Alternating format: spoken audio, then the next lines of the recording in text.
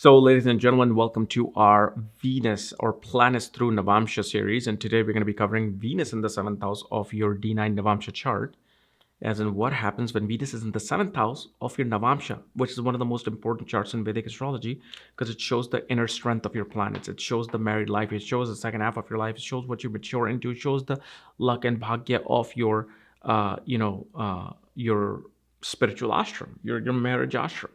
So it's overall it's just a very, very important chart. And if you don't know, if you have this Venus, all what are your planetary replacements in Navamsa, for that check out the links here. Check out my full astrological report, including my books, consultation, and link to my school, Vedic Astrology Academy, where I am pretty much right now teaching yogas. And also have the new reading on my chart on my website called My Unique Reading. It's something so important because it pretty much shows that your life will only depend upon 4 planets in your chart.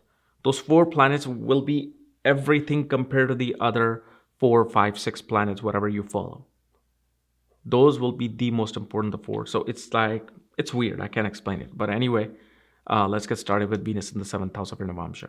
So with Venus in the 7th house, okay, most definitely in the Navamsa, it shows that one's soul, when it comes to your maturity, when it comes to marriage, when it comes to dealing with other people, it is everything for you. You love forget even marriage. You love interacting with people. You want to have a one-on-one relationship with other people. You long for partnership. You long for unionship, whether it's a unionship for marriage, for sexual experiences, for spiritual experiences, for financial experiences. For you, it is important to do that. And one thing we noticed with this Venus is usually, first of all, a person actually will have tan complexion. The native will have a tan complexion, and even a man with this Venus may actually have a spouse of a darker complexion. Even if, let's say, you're a Caucasian, you're from Russia, you may have a more pale skin, or actually, I'm sorry, you could be from Russia, but you and your spouse both will have this reddish complexion. Like, let's say you went out surfing all day, and how you get that reddish, dark, burned complexion on a Caucasian person, they will have that complexion naturally. The other thing we also see is that this person is an excellent diplomat. They become very good with politics. Politically, they can be amazing in terms of making deals, making negotiations. Now, the only thing that I'm saying here is just Venus in the 7th house, right? I don't know what planet is conjunct your Venus. That will change and manipulate the situation. I don't know if there are planets that are aspecting Venus, creating some yoga with Venus. That will change it. But what I'm saying here is what the person wants, what the person needs, and what the person desires to accomplish. Now, those other planetary replacements may hinder that, may not allow that, but that would be what the person is about. Even if, let's say, Saturn is in the 7th house, one looks for that long-term commitment. One wants that long-term contract with an individual. One wants to kind of open up slowly to someone because they do not want to have too many people come in their life and just break their heart. So that's what Saturn will do. So all the other planets will come in with their own nature.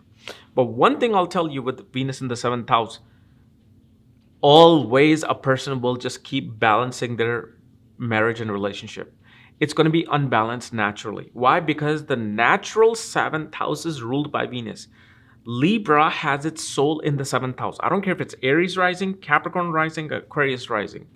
It's a natural 7th house of Venus and natural 7th house of Libra, which is the scales. What is the meaning of scales? You're trying to balance something. Scales does not represent it is balanced. Scales just says you need this, you need me to balance things out.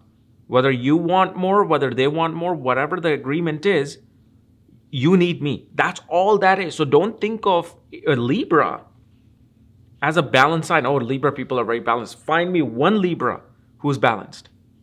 They always will have the most unbalanced life related to where the sign of Libra is.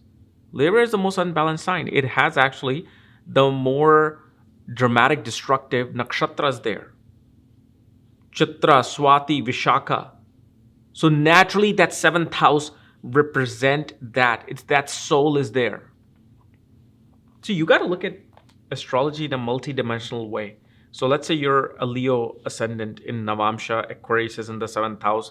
It could be Dhanishta, Satvishak, it could be Purva Bhadrapada Nakshatra. But you also kind of have to understand how will that Sattva energy will play out at, let's say, 15th degree. Because around 15th degree is also the natural Swati Nakshatra. You see, I'm like telling you something very important here. I'm not going deep into it right now. But the soul is always present. And this can make your predictions so brilliant if you use the concept of body and soul. Body, soul. So body could be Leo, Aquarius, Rohini, Kritika, Uttarashada. But the soul is the soul. Soul is going to be either Swati underneath, Vishaka underneath. Soul is going to be Purvashada underneath, depending upon the house. And so this is how you can kind of navigate your way into understanding the Venus. Like here, a person will get a Venus, definitely. They'll get that spouse, they'll get that marriage, but it'll be unbalanced and they'll always try to balance it out. And this person naturally will attract people. They will always, like a man will always attract females, female will always attract man. Or, if your sexual orientation is different, then whatever that you attract, you'll attract that. And so, yes, this is where the unbalance comes into play, because your spouse will always be very like, oh my God, he's going to this party or she's going to this conference and all the men are going to be there, blah, blah, blah. So that unbalanced shift comes into play. And Venus in the seventh house, if let's say you're single, till later in life, definitely will bring some relationship at 31st year. Venus also shows that the health of the spouse is constantly unbalanced.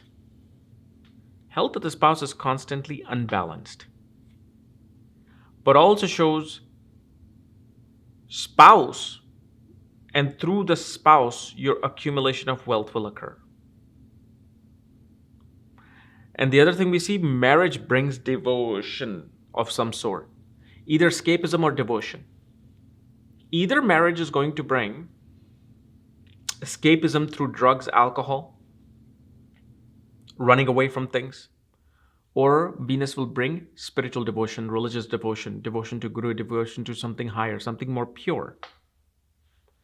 So that most definitely Venus, will bring in one's life.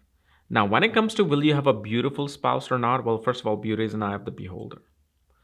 But Venus alone in the seventh house cannot determine how this person is going to be. Now, one thing I will say in my own experience, if Venus is in the nakshatra of Chitra, in Navamsa or the birth chart, or the seventh lord is in Chitra, most definitely you'll get the most stunning looking person. If a person, let's say, is in Rohini, you'll get a very beautiful, seductive person. But again, this is all observational research, not like something written in the classics. That's why actually the greatest astrology you learn is when you just look at charts. Just even if you don't know astrology or just learning the basics, just ask someone their entire life and just look at it, why this happened, when this happened. And look at 100 people like that in a course of 1 year, and you'll start to get the patterns. So that's what it is, okay? So anyway, guys, this was my analysis of Venus in the seventh house of your Navamsa chart. If you're new to my channel, subscribe below. Otherwise, if you want to know where your Venus is placed, all your astrological details, check out the links here. Otherwise, we'll see you later. Bye-bye.